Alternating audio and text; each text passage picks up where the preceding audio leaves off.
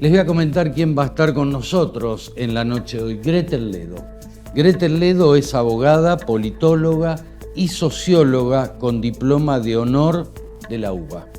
Además es magíster en Relaciones Internacionales por la Universidad de Bolonia y analista en política internacional focalizado en geopolítica. Pero vamos a hablar hoy, columnista del diario Perfil, pero vamos a hablar hoy fundamentalmente de inteligencia emocional y particularmente de lo que es la inteligencia artificial emocional.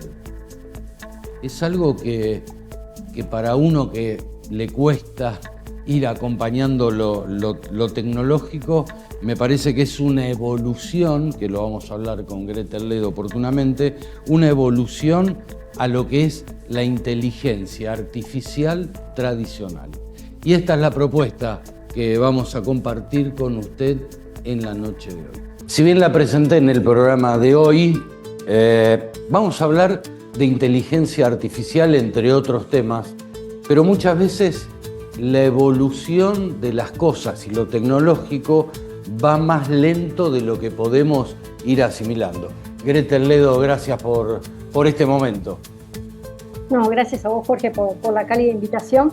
Y bueno, estuviste dando en la tecla porque estamos ya transitando un momento donde el nivel de evolución al que nosotros asistimos en cuanto a lo que es la robótica, porque somos la generación que estamos hoy azorándonos, esa es la palabra, estamos azorados con los saltos cuantitativos hiperbólicos que está dando la robótica, especialmente en Japón y China, que están, digamos, compitiendo por a ver quién se queda, literalmente en la cúspide de toda esa gran carrera, y están invirtiendo una millonada, una inversión fantasmagórica, pero la cuestión es que un poquito vamos a analizar, además de las pinceladas, cuáles son los grandes peligros, además de los desafíos, los peligros que encierra todo este avance, porque quizás uno lo termina, obviamente, primero desde el asombro, celebrando, pero después está otro sendero en el cual yo estoy prácticamente convencida que no hay un punto de retorno, ¿no? ¿Qué pasa con el ser humano?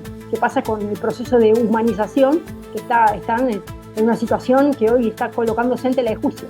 Por varias cuestiones, entre las cuales está justamente el encierro forzado o la emergencia que transitamos del 2020 y de alguna manera aceleró o de alguna manera, si se quiere, justificó este avance, ¿no? Y quiero arrancar con una frase de María Zambrano que dice: el corazón es centro, porque es lo único de nuestro ser que da sonido.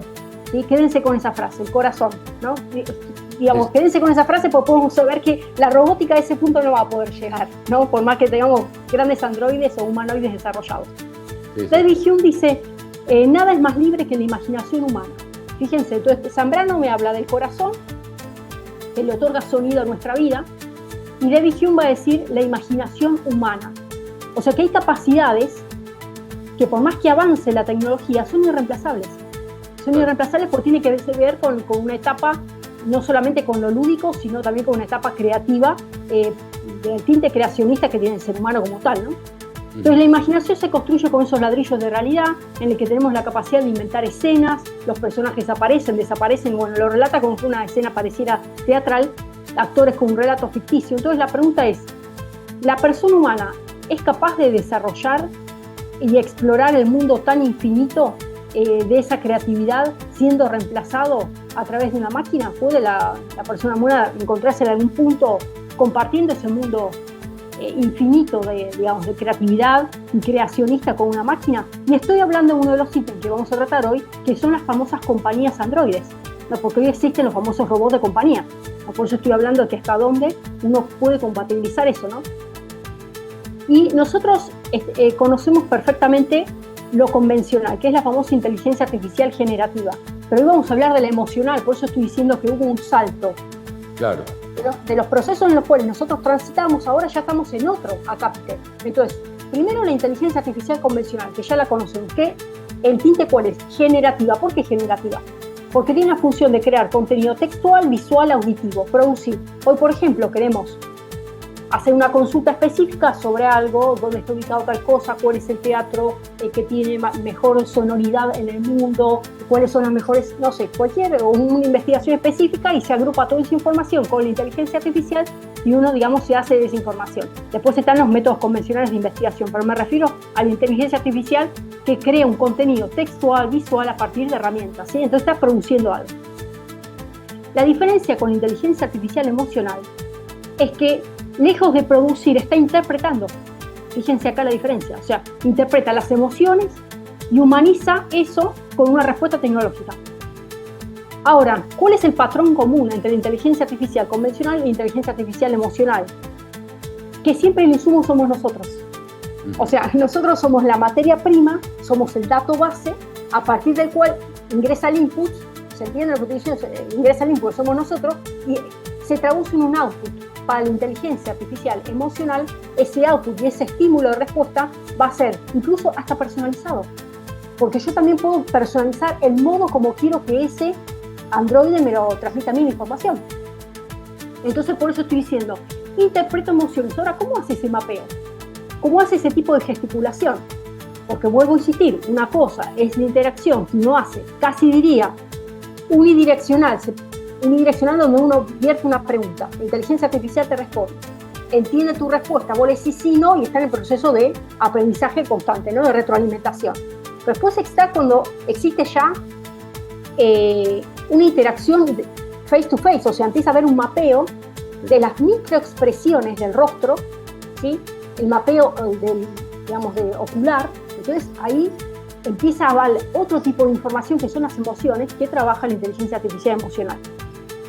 Entonces, ellos dicen, bueno, no, nosotros no queremos que las máquinas sientan emociones, pero sí que detecten el estado emocional. Y yo quiero también hacer énfasis en esto, porque es una de las ventanas a través del cual se justifica la presencia de estos tipos de androides en hospitales, ¿sí? Hay gran cantidad de nosocomios, ya ustedes saben perfectamente, en China hay hospitales enteros que están asistidos y atendidos por robótica. O sea, desde que entras, desde el asistente que te saluda, ya es un androide, hasta un médico que opera, que también está teleoperado a distancia por un humano, pero son todos robots los que atienden. Con la cuestión de la eficiencia, las 24 horas, no hay cansancio, bueno, ¿no? Entonces eso ya viene ocurriendo, y por eso dicen ellos, bueno, la inteligencia artificial emocional, no queremos que sienta la emoción, pero sí que la detecte. Entonces, si yo tengo un paciente en un estado de depresión profunda, que roza el suicidio, yo como inteligencia artificial emocional detecto ese patrón y empiezo no solamente a prevenir, sino a desarrollar una serie de estrategias y acciones puntuales para sacar a esa persona de la depresión profunda. Y esto no lo estoy diciendo por decir, sino que ya está ocurriendo. Los resultados que han visto prácticamente con un 60% de éxito, porque estamos hablando de países asiáticos con altos grados de soledad. La soledad termina siendo como el patrón a partir del cual es el disparador de decir, bueno, ¿cómo mitigar la falta de contacto humano, más que nada en personas de mayor edad? Ustedes saben perfectamente cuál es la filosofía. Si bien se los respeta a los adultos mayores y demás, llega un momento donde prácticamente el adulto mayor es una carga. Estoy hablando en sociedades asiáticas, ¿sí? Entonces, bueno, necesita una persona de compañía. Esa persona de compañía vas a hacer esta inteligencia artificial emocional. Aunque parece, Jorge, lo que estoy diciendo, pero es una realidad, es así. Bueno, entonces, hay empresas importantes que hoy están liderando todo esto, que es Microsoft, por ejemplo, y Smart Eye. Están desarrollando esta famosa empatía digital, que fue todo un trabajo, ver. Estamos hablando con un nivel de entrenamiento, digamos, importante que se está llevando a cabo, de que requiere años y años de recabar datos, recabar información. Obviamente que nosotros, los seres humanos, nos estamos prestando, muchos conscientemente y otros inconscientemente. Caso sociedades asiáticas. La migración de datos y prestar información es moneda corriente. Estoy hablando de transacciones comerciales, grandes hipermercados, hospitales, universidades, o sea, cualquier tipo de, digamos, de establecimiento público, cualquier información que yo estoy vertiendo a través de las tecnologías, empieza a formar parte de una gran base de datos que después se consume, digamos, como una especie de mercancía fetiche, se comercializa por las grandes empresas y a partir de eso empiezan a mejorar esta inteligencia artificial emocional. Eso está sucediendo hoy. Bueno, arrancó con este sistema que es el Smart Eye. Bueno, esta es una empresa sueca de inteligencia artificial, fundada ya en el año 99, pero cada vez más va perfeccionándose más, y desarrolló digamos, esta reducción de la brecha entre lo que es el ojo humano y cómo poder analizar o predecir el conocimiento. Entonces ya no son dos campos separados. Bueno, ¿qué es lo que leo a través de mi ojo, del iris, y cómo leo el comportamiento humano? Sino que empieza a haber una especie de conexión o conectividad entre la predicción de a partir de la lectura de mi ojo o la lectura de mi rostro, las expresiones faciales, voy a predecir el comportamiento del ser humano. Se han estudiado, por ejemplo, casos con estas cámaras colocadas al volante en un auto, donde está quien conduce, el acompañante y los que están en el asiento trasero, el tipo de gesticulaciones que realizan, conversaciones, y a partir de ahí ya se empiezan a grabar no solamente cómo reacciona una persona angustiada, una persona eufórica, una persona radiante, ¿no? Entonces ahí, con esta inteligencia artificial emocional, digo, bueno, ¿yo cómo puedo hacer para disminuir, por ejemplo, accidentes de tránsito, sabiendo cómo va a terminar esa conversación, que arrancó de una manera en un auto, por ahí empezó de una manera, después detonó en otra, y bueno, termina, ¿me entiendo? O sea, la lectura de cómo predecir, por ejemplo, prevenir un accidente. Bueno, empieza toda esta utilización de cámaras de movimientos, como dije recién, movimientos oculares, se llama eye tracking, revela las señales básicas, los patrones de barrido, parpadeo, la pupilometría, que bueno, la pupilometría es una prueba que permite reducir el tamaño de la pupila. ¿Cómo? Con el tipo de intensidad de luz. O sea, si se dilata, bueno, es un estudio específico sobre el ojo a partir, digamos, de el impulso lumínico, ¿no? Eso también se ha estudiado. Bueno, todo eso que parece algo tan meticuloso se trabajó para que hoy los androides que están funcionando y que se están vendiendo, les comento que, a ver, como mucho $200.000, con diferentes funcionalidades, incluso hay más económicos, y se venden a medida y yo los puedo encargar por la página web. Este tipo de grandes empresas suecas, empresas americanas, de toda índole, que primero han empezado a estudiar gesticulaciones faciales, la pupilometría, el estudio, por ejemplo, del ojo, fueron todas, digamos, las herramientas básicas para hoy llegar a los niveles tan desarrollados de Android que existen, ¿no? Seguro, seguro. Vos sabés, Gretel, que, bueno, muy didáctica en toda tu explicación, quería decírtelo, y me dejaste pensando en algo que yo no lo había dimensionado, la empatía digital. Me parece que es muy fuerte el término, ¿no? Empatía digital. Qué increíble, ¿no? O sea, dentro de... Totalmente, porque mira, Jorge, te cuento, yo te voy a leer una frase que ellos te la venden así. Dice, esta empatía nos permite llevar una vida más segura, saludable, felices y conectadas. O sea, fíjate las palabras que utilizan, ¿eh? O sea, una vida feliz, como que ellos, con ese desarrollo empático digital, me van a permitir a mí, ser humano, llegar a un estándar de felicidad que hoy, con mi situación de humano, no la puedo alcanzar.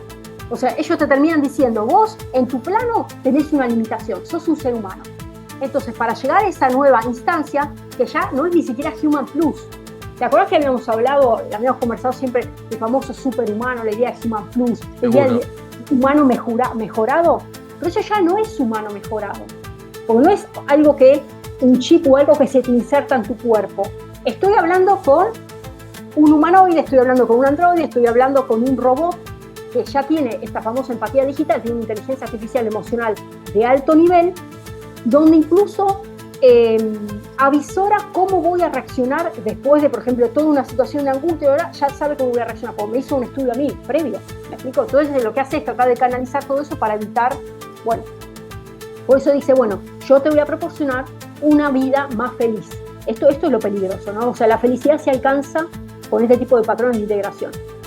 Bueno, hay un nombre y un insumo de todo esto que recién dijimos, que somos no solamente nosotros que nos prestamos, sino la gran multiplicidad de algoritmos que se utilizan, este rastreo y este mapeo de datos. O sea, somos nosotros los seres humanos y los datos que nosotros aportamos. Cuando digo nosotros, son todo nuestro mundo de movimientos, cómo nos movemos, cómo reaccionamos, quiénes somos, cómo nos autodefinimos a nosotros mismos, nuestra conciencia y nuestra percepción como personas, nuestro yo, y después lo que nosotros vertimos en las redes son los datos. ¿Por qué quiero decir esto?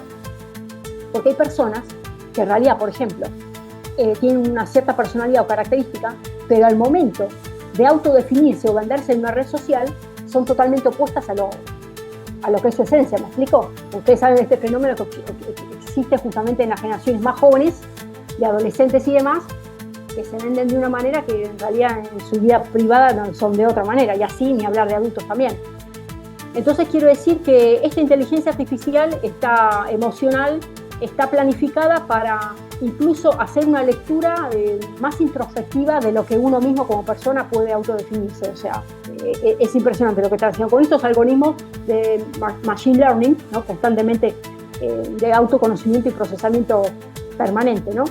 Bueno, lo que dicen ellos también es que esta inteligencia artificial emocional es una nueva frontera que se rompió, barrera que se rompió entre lo que es el humano y la máquina, ¿no? Porque hay una fusión.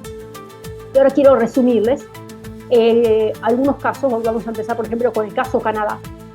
Hay una empresa muy conocida que es Realbotix, ¿no? Que es de origen canadiense, que presentó en una gran feria, que es una feria ahora en el año 2025 en Las Vegas, Estados Unidos, en Customer Electronic Shows, presenta, digamos, los famosos humanoides. Pero esta empresa canadiense, en realidad, inicialmente vendía muñecas, ¿cómo puedo explicar? Muñecas, las muñecas estas para placer, ¿me explico lo que estoy diciendo? Bueno, o sea, de goma.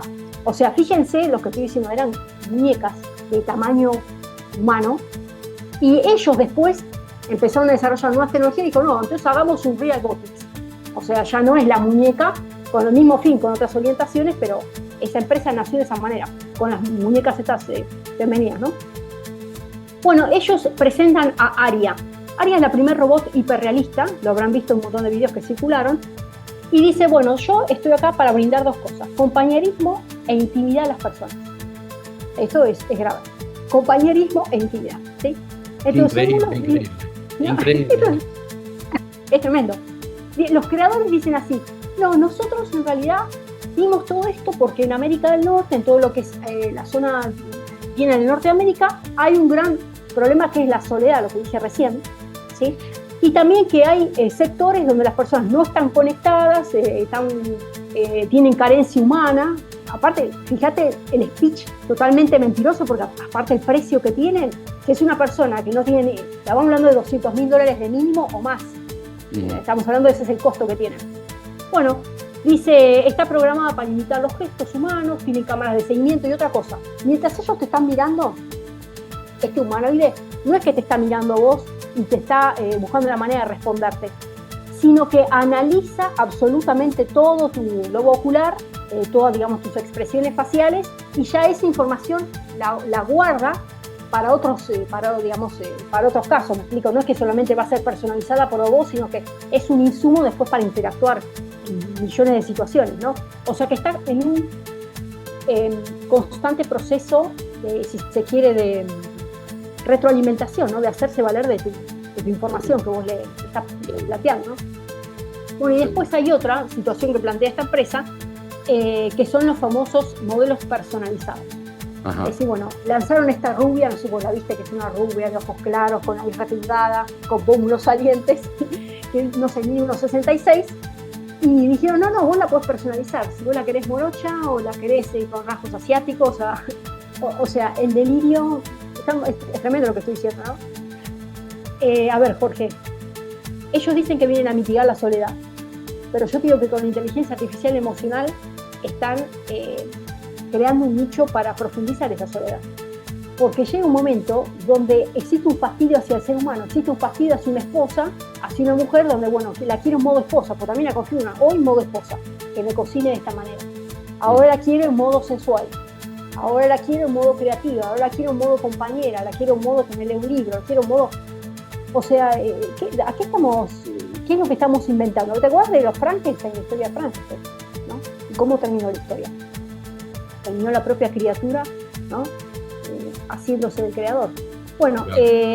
esta Aria, y como dicen, bueno, fue creada por la gran epidemia de soledad. Ellos dicen eso para solucionar a personas mayores, las que tienen problemas de salud, grandes distancias geográficas. Eso, vuelvo a decir, que es una perorata, digamos, inexplicable, ¿no? El atractivo, recién te lo dije, el atractivo físico se puede cambiar, es personalizado. De hecho, en la página web, eso no sé si vos ingresaste, si entraste a Real Robotics, vos podés entrar y podés encargarla. vos podés elegir ahí el modo como querés que sea tu androide, tu humanoide, la encargás sin problema y te la mandan. Ya entonces hablamos recién del caso Canadá. Vamos a Japón. Japón directamente está con una revolución total porque viene con un avance tremendo. Te voy a dar 8 casos de humanoides que ya están impactando al mundo con diferentes funcionalidades. Porque una cosa es la acompañante femenina y otra cosa es una recepcionista, ¿me entiendes? Porque la recepcionista solamente está configurada para eso. Ahora, mira, hoy bajo el 40% de los costos de las grandes empresas, yo te hablo de Toshiba, te hablo de empresas grosas, ¿viste?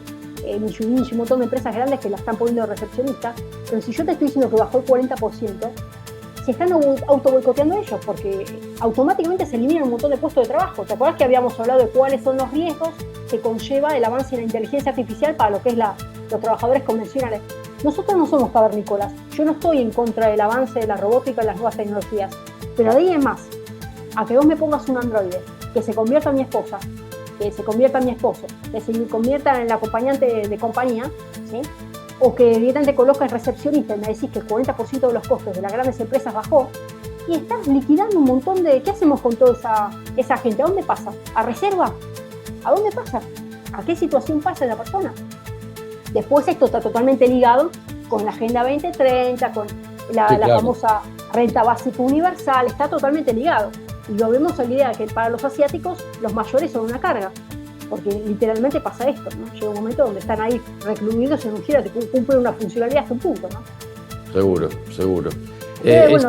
Sí, decime, Jorge. No, quería decirte que ahí, viste, el tiempo es medio duro en tele, pero no salgo, me encantó escucharte, no te interrumpí en nada porque fue muy didáctico todo lo tuyo, Gretel, y me impactó esto, lo que comentabas de Japón también. Y te voy a comprometer para otra entrevista, porque me quedaron un montón de temas con vos, inclusive, bueno, otras de tu conocimiento. Bueno, sos analista política internacional con especialidad en geopolítica, que también está muy convulsionado el mundo con todo esto, pero realmente fue impactante esto de lo que hablaste, ¿no? De la inteligencia artificial emocional. Bueno, gracias, Jorge, y por supuesto estoy disponible para la próxima charla. Quédense con un concepto, capitalismo de vigilancia, ¿sí? Capitalismo de vigilancia exacerbado, ya empezó ya en Oriente, bueno, y ahora ya acá lo tenemos de otra manera, pero ya con estos humanoides, y están incluso en Argentina, tráiganlos por acá, porque con el gobierno y con la tesitura que tenemos nosotros desde esta impronta y con la apertura de inteligencia artificial, hay que migrar y hay que ver los límites normativos, porque si esto no se regula y no se sabe cuáles son los derechos de nosotros como las personas y no tengo una capacidad, digamos, de ejercer el contralor, va a avanzar la tecnología, pero no hay norma, no hay un sistema normativo que a nosotros nos proteja nuestros propios derechos, ¿me explico? Las emociones, ¿quién protege nuestras emociones? Así que bueno, gracias. Gretel, gracias por este momento, muchas gracias. Gracias, Talea. Bien, estábamos comunicados entonces con Gretel Ledo. Un lujo escuchar a Gretel, realmente con todo su conocimiento y conocer un poquito más de todo lo que viene.